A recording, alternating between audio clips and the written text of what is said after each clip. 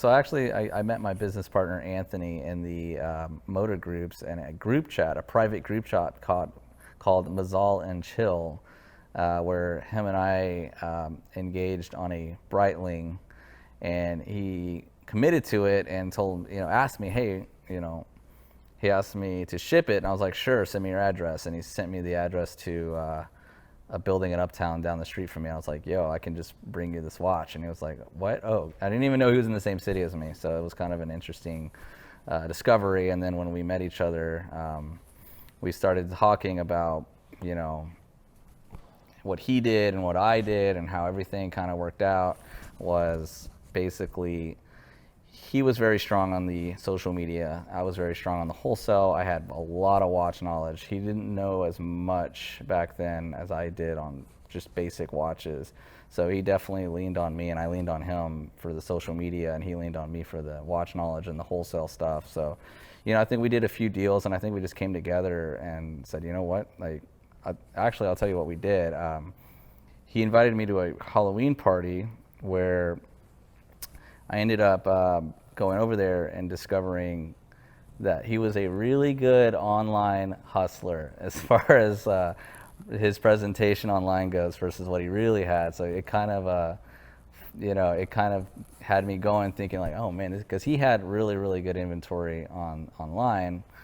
And what I discovered was he was floating the inventory from all the watch dealers that I knew onto his website, and it was genius because I never thought of doing something like that. So when it came around to it, I was like, why don't you just take all my watches and sell them, put them on your website, and I'll just let you exclusively sell them. And he agreed to do it. And then I think that's more or less, that's just how our partnership formed.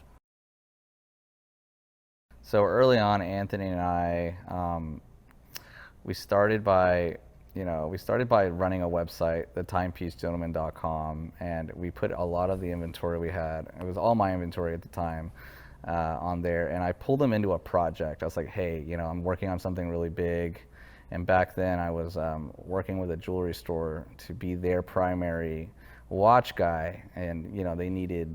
They knew diamonds and they knew jewelry, but they didn't know watches, so they were pulling me in. So I wanted to pull Anthony in with it, and it was a big project. And so they built out this huge jewelry store, had probably a couple $1 million in inventory, and I pulled Anthony into it. So I gave Anthony a lot of content back then to use to sell watches, and we obviously had a large inventory all of a sudden. So that was a really cool contribution to what I brought to the table back then. Anthony and I early on got pulled into a jewelry store to work with their watch department. They didn't really have any watch guys there, so they were kind of like relying on our expertise. And at the time, Anthony's social media presence was brought onto the table to help promote them and so forth. And we really, really put in the time and effort to make it happen. And I think later on we realized that, we had enough inventory at the time to just kind of do it more so on our own, because we had creative differences with this jewelry store, and I think we just realized, if we just break off of this, and it'll be a setback, but we definitely killed it later on. We just kept building up on our social media presence. So the early days of watch dealing for me was pretty interesting. It mostly involved me backpacking around the city. I spent lots of time jumping from pawn shop to pawn shop, looking for inventory, and I wouldn't just stick to my town. I would drive to Austin, I would drive to San Antonio, I would drive to Houston, and I would just go around to different pawn shops looking for watches, which actually worked out very, very well. In the early days, there was plenty of stuff to find. Almost every pawn shop had at least a Datejust I could buy. So it was worth it. So I spent most weekends out of town. It was lots of miles on my car, and just lots of meeting people at coffee shops and meeting people all over the place, which was obviously risky business back then, because you got to think, you're a guy with a backpack with lots of cash, lots of watches, meeting people in public places, not always the safest bet, which has proven to be the case in a few instances. I've been robbed. Nothing major, but they were setbacks back then. But that was the day in the life of a early on watch dealer.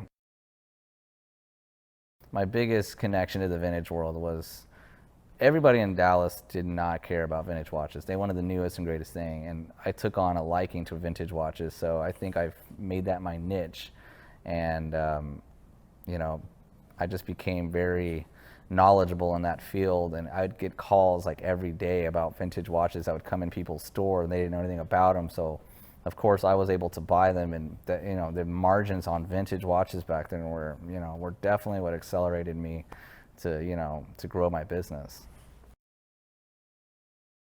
A guy called me this should have been their first red flag. Guy calls me at 11 at night. I'm about to go to bed, and he says, "Hey, I see you have a Rolex President for sale. It was listed at $11,000, and it was a double quick set, 18238, and the guy said he was buying it for his father, and it was a gift, and that he was staying at the hotel down the street from me." And I was like, what, sure, sounds legit. He said he's going to pay in cash, and he'll meet me in the lobby somewhere safe. And I was like, it sounds good. The next day, I go up to the hotel, and I valet parked my car, went inside, met him up, and he seemed okay. I didn't really have any, he didn't give off any red flags at the time, but again, I didn't know what I was looking for. And he's, as soon as we were about to close on the deal, he stood up with the watch in his hand that just bolted out the door. And then, so I chased him down like a madman and just, ran after him until we got to the parking lot. Then he hopped in his truck. And of course, I was like, roaring with rage. So I just stood in front of his truck, like trying to get him to, give me my watch back. And he just didn't care. He actually inched his truck out of the parking lot. And then as soon as he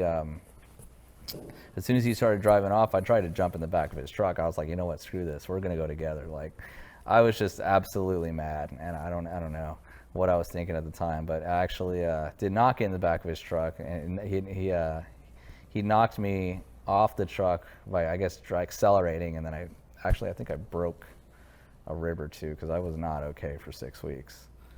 I've got the ER bills to prove it.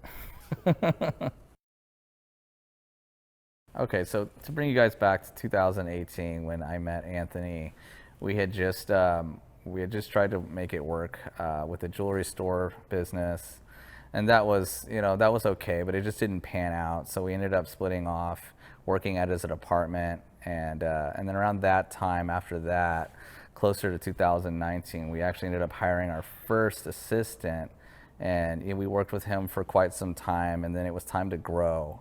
The next phase was getting a co-op space, because we couldn't get in a traditional office at the time. So, we ended up with a WeWork, and that was fine, and that was great. We actually planned out our first, WeWork space. We did the whole thing and got our first safe. So, it was official then when we had a 4,000-pound safe. So we were pretty excited about that move. And then closer to 2020, COVID hits. The whole watch market goes to a screeching halt for 6 weeks straight, and Anthony and I are we're a little freaked out. I mean, we've never been through anything like this, and there's no business, there's nothing going on, and we just don't know what to do. We decide not to make any irrational decisions and just decide to keep our heads low for the time being. We took a mini vacation, and we just kind of ended up staying home for the most part, because everybody was freaked out from going outside, and the whole mask thing started going on. And after all that kind of settled in, the watch market just explodes.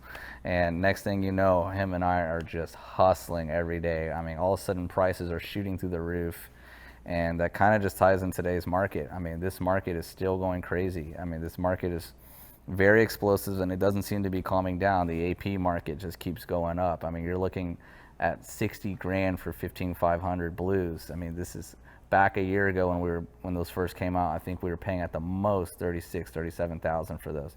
So those are on the way to doubling, and it's just been an amazing ride since. I mean, it's only been 3 years of being with Gentleman Timepieces, and it's been astonishing. And it seems like the sky's the limit. We're building out our first big major retail outlet. And we've got a lot of things in the books coming up that are going to be really exciting, and the story just keeps going. Working out of the Crescent's been pretty fun and pretty exciting, but it's coming to the point where It's kind of a headache because our business is booming so much and continuously booming so much that we almost have no space left to work out of there. It's time to grow. The next step in the business, guys, and I think it's going to be the most exciting, is we're going to up the ante. So we're going to build out our first superstore. It's going to be a massive 5,000 to 6,000 square foot shop. It's a one-stop shop. You can come and buy your watches. You get the VIP experience. We've got the lounges for you guys to come hang out in. We've got the coffee shop built into the store, so there's no need to go get a cup of coffee or anything like that. We'll take care of everything. So this is going to be a very exciting project for Anthony and I to be working on in the next few months, so we'll definitely be busy. I mean, you guys will be seeing some progress on the channel. And we also have some other things up and coming that are going to be exciting towards the end of the year that I think you guys are really going to like. I'm not going to say much, but you're going to see some awesome, awesome things coming. And I just want to close this out, guys, by thanking you guys so much for taking the time to view my story. And I really wanted you guys to understand a little bit more about myself and to really get a perspective of who I am and how Anthony and I work so well together.